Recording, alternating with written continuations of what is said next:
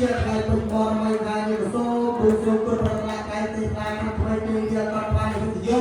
ទីថានឹងលំដល់ការហាក់សពជូនដល់ជួនបានបាយកាប់នេះសិនទីហ៊ានពីមានអាបីអាអីកាអីកាយតាលោកអា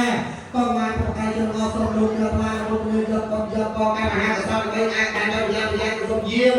លើជួយទេសកលបានបានអស់វត្តបានជួនប្រចាំទីថានឹងរក្សាទីវិជួយបានបានតាមភាសាការពារក៏ពុទ្ធសាអលោកព្រះចាស់ក៏សំរុំរត់ឲ្យបានសុខបានបានសុខក៏ជំនះឲ្យបានចាក់ប្រកបទាំងឡាយប្រកាសជួនដល់ស្ដាប់រយៈពេលមានដាក់មិនគ្រឿងឡើយត្រាស់ថាមកទៀតនេះសពចរាចគ្រប់គ្នាណាអូយអវាសិកាស៊ូរី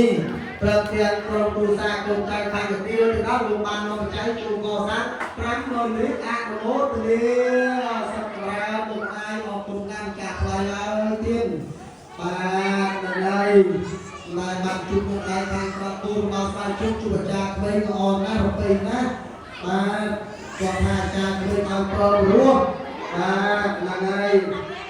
អូយនិយាយខាងស្អីណោហឺហឺប្រាប់គាត់មកស្វាយជុំអាចារ្យគេផ្ញើសោះបាទអត់ក៏អបាទ